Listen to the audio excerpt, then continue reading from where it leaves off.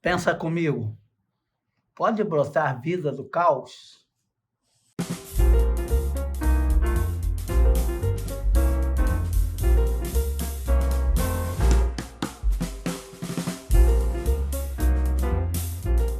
Olá, tudo bem? Que bom estarmos juntos novamente. Essa é a Escola Bíblica Dominical da Igreja Batista de Barão da Taquara. Estamos estudando essa revista aqui. Eu já disse o endereço, né? É Praça Seca 32. Se você quiser, pode vir aqui, me dar um abraço. Estou aqui todos os domingos, aqui junto com nossos irmãos, estudando a palavra de Deus. Mas você precisa dar o like aí e dizer, estou gostando dessa lição, o professor está me ajudando a ler o texto bíblico, porque nosso interesse aqui é que você conheça a palavra de Deus. E o meu interesse, especialmente, é que eu estimule você a conferir nas Escrituras se a coisa é como eu estou dizendo para você mesmo. Tá bem?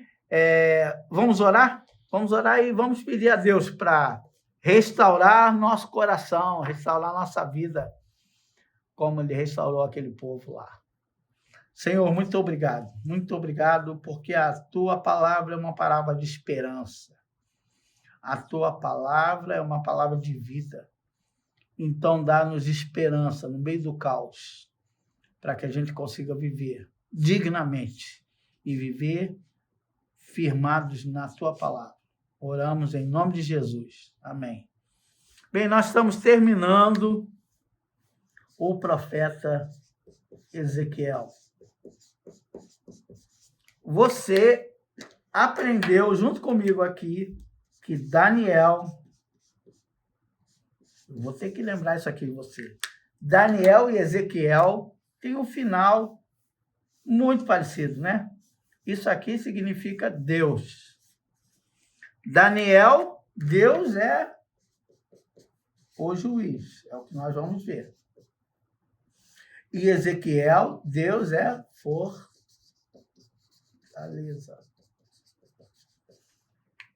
É muito curioso que Ezequiel é o cara pobre, Daniel é o cara nobre, é o cara do dinheiro. Ezequiel cita Daniel no seu texto, vimos semana passada.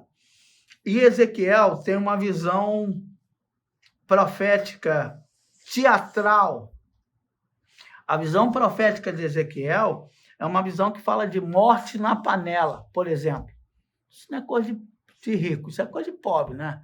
A visão de Ezequiel é vale dos ossos secos, como vimos semana passada. Coisa de pobre. Mas Ezequiel tem uma riqueza na forma dele apresentar suas profecias. A primeira grande riqueza de Ezequiel é que ele era um sacerdote. Deus chama mesmo os sacerdotes para serem profetas. Isso vale para mim e para você que é líder na sua igreja. Você é chamado para ser líder da sua igreja? Não se iluda. Deus chama você mesmo sendo líder da sua igreja para ser um profeta dele onde você estiver. Mas hoje a grande lição de Ezequiel é uma lição de restauração. Nós vimos semana passada que Ezequiel vai falar daquela história do Vale dos Ossos Secos. Eu vou fazer assim, que é mais fácil de entender. E aqui ele vai falar do templo. É muito curioso que ele vai falar do templo. E o templo tinha acabado de ser destruído. Lembra-se que eu falei semana passada? Bem, se você não viu, volte lá.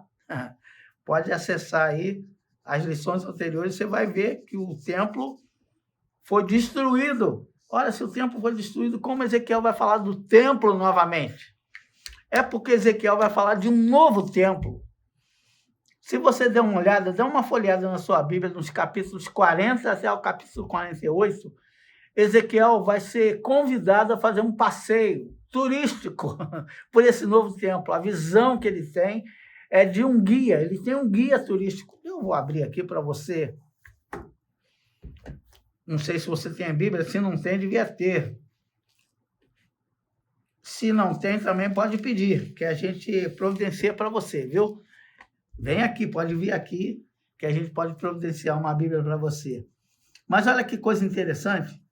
Capítulo 40, no 25º ano do exílio, no início do ano, no 10º dia do mês, no 14º ano, depois da queda da cidade, naquele exato dia, a mão do Senhor esteve sobre mim e me levou para lá, em visões de Deus. Ele me levou a Israel e me pôs num momento muito alto, sobre o qual, no lado sul, havia uns prédios que tinham a aparência da cidade.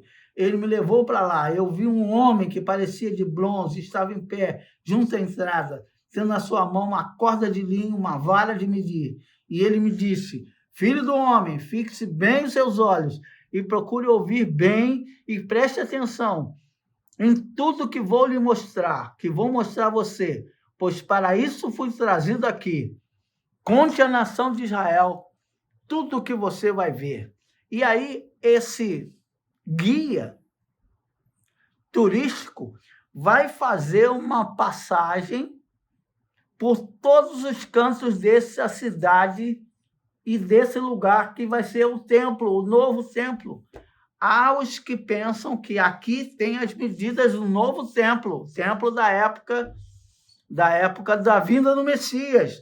Mas aqui, na verdade, essa é uma visão muito cheia de medidas. O templo tinha tanta medida, tantos metros assim de profundidade, de altura, de largura, e faz uma planta baixa de todo o templo, do 40 até o capítulo 48, ele vai falar sobre esse templo, as medidas desse templo, o pátio externo, a porta ocidental, os quartos, a mesa norte. Isso aqui parece até o livro dos sacerdotes, que é o livro de Levítico, dizendo tudo o que tinha no templo. E eu e você precisamos lembrar que Ezequiel era um sacerdote, foi educado para ser um sacerdote. E qual é a visão extraordinária disso, se o templo tinha sido destruído? É que, na verdade, Ezequiel, antes de falar disso, do capítulo 38 e 39, vai usar duas figuras do Antigo Testamento, Gog e Magog, para dizer que eles são o símbolo do mal. Bem, eles são o símbolo de tudo que é mal. Mal com L, bem, mal com U, bom. Então, tudo que é ruim está aqui no 38 e 39. O que vai acontecer no 38 e 39? Deus vai destruir e vai transformar em bem tudo aquilo que o mal tentou fazer com o cativeiro babilônico. Isso é sensacional. Depois que isso acontece, aparece então esse anjo, que é o guia turístico de Ezequiel, e ele vai mostrar a Ezequiel a grandiosidade do novo templo. Depois eles vão construir o templo com Zorobabel, e depois tem o templo de Herodes, que vai ser também reconstruído. Mas há os que pensam que isso aqui já é uma visão do reino de Deus quando chegar a Israel, a grande Jerusalém celestial. Mas ele não fala de Jerusalém aqui. Ele não fala que ali é Jerusalém. É muito interessante que aquela primeira imagem de Ezequiel, capítulo 1, aparece aqui, agora selando esse templo como sendo a presença de Deus com eles.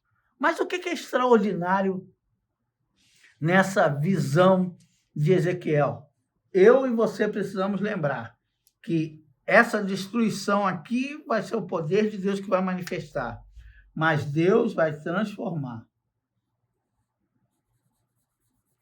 Deus vai transformar o que era um coração de pedra, o coração duro, insensível, capítulo 11, vai transformar num coração de carne. E vai falar de novo dos ossos secos e tal. Mas vai transformar o nosso espírito num espírito afinado com o Senhor. Agora as palavras não vão estar do lado de fora, mas as palavras vão estar inseridas na vinda do Messias dentro do nosso coração. Agora sim acontece o extraordinário do profeta Ezequiel. Sabe qual é o extraordinário? No meio desse templo sensacional, esplendoroso, brota uma fonte. essa fonte vai molhando toda a área do templo. E essa fonte vai inundando e invadindo toda a cidade. De onde saiu, de dentro do templo. Vai sair essa água e depois você vai ver que a cada 500 metros que a pessoa vai medindo, vai afundando até ficar um grande rio, um rio caudaloso que mostra, que desenvolve tudo ao redor e faz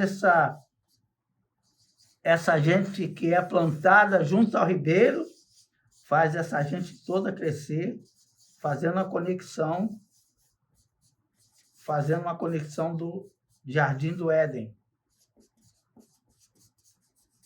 Vai ser um novo tempo, vai ser um novo templo e um novo lugar da presença do Senhor.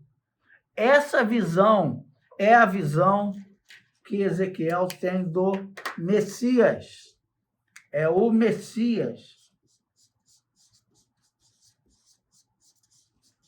Quem vai construir esse templo.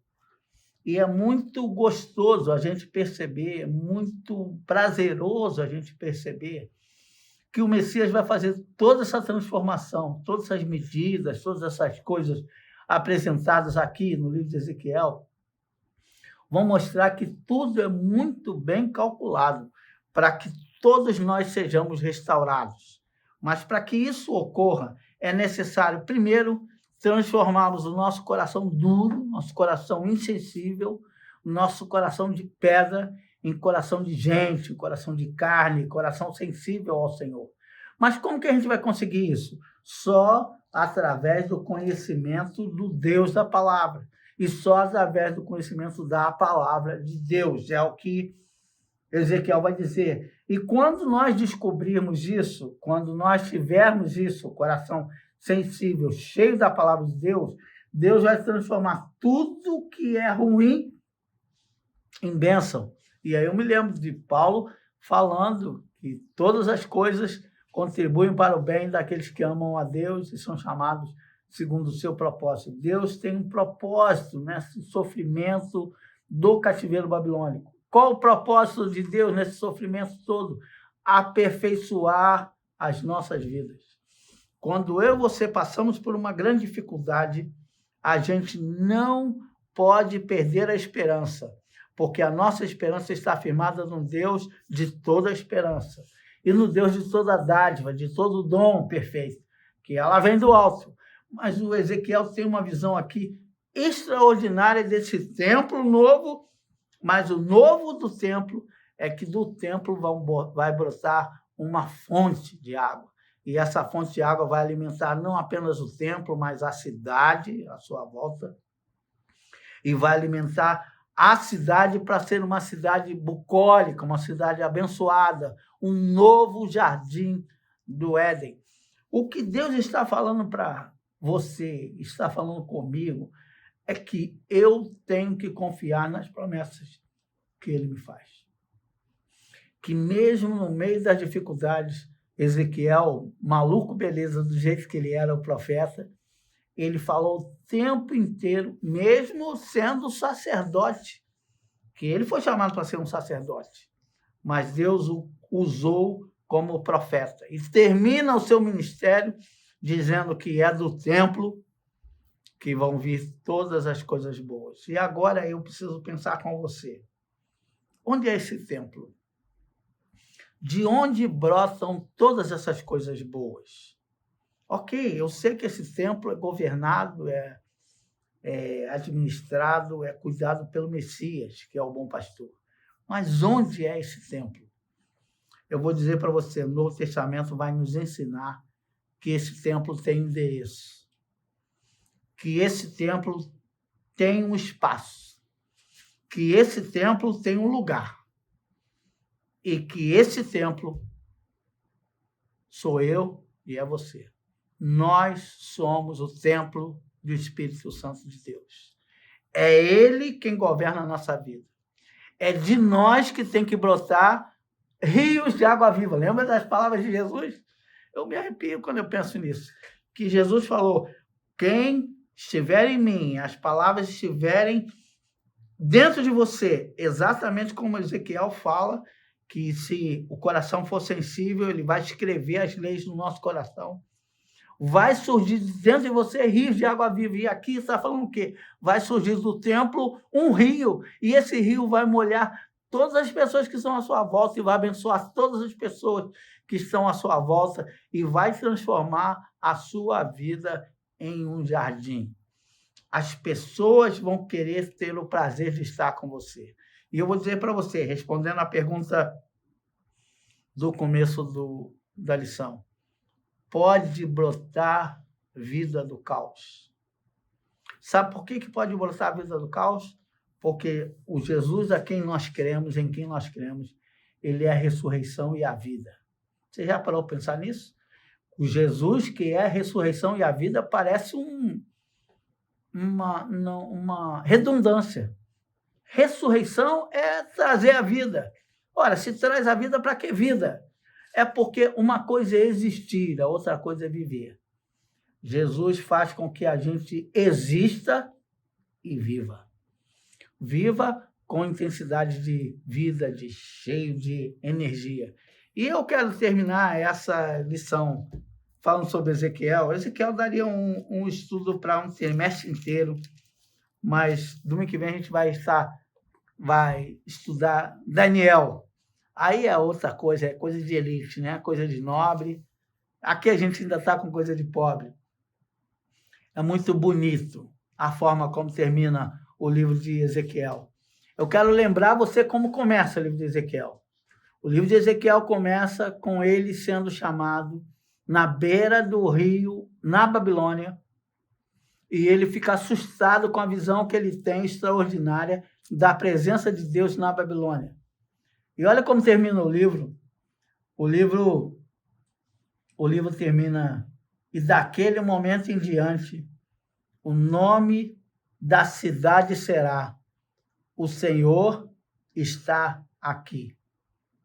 Demorou 48 capítulos para nós entendermos, eu espero que não demoremos tanto, para nós entendermos que o Senhor está onde estão corações arrependidos a Jesus. O Senhor está diante de um coração contrito, como diz o poeta. Um coração contrito, ele não vai desprezar. Eu quero dizer para você que você pode ser uma fonte de bênção na sua casa. Você é a fonte da bênção da sua casa. E aí a sua oração, como a gente viu a oração passada de Noé, de Jó e de Daniel, a sua oração não deve ser mais pelos ímpios. A sua oração deve ser por você. Como deve ser a sua oração? Faça de mim um instrumento seu para abençoar as outras pessoas. A minha oração é que eu seja um instrumento para abençoar a sua vida. A minha oração é que eu seja um instrumento de Deus para abençoar minha esposa, meu filho, minha nora, minha mãe, meus irmãos, todas as pessoas que convivem comigo. Eu tenho que deixar que o Senhor, dono do templo, seja o dono desse templo, que é o templo do Espírito dele mesmo. Ezequiel é uma aula de vida para a gente. Se a gente tiver um coração de carne, a gente vai estar sensível ao Senhor. Mas enquanto temos corações de pedra, nós nos afastamos de Deus. Gente precisa ser sensível. Gente precisa de gente. E gente precisa ser amado. E nós somos o canal da bênção de Deus para as outras pessoas. Não se iluda. Eu quero terminar assim. Deus abençoa você, mas Ele usa pessoas para te abençoar. Deus abençoa as outras pessoas. A minha oração é que eu seja a bênção de Deus para essas pessoas. Que seja assim com você também. Boa semana. Tchau.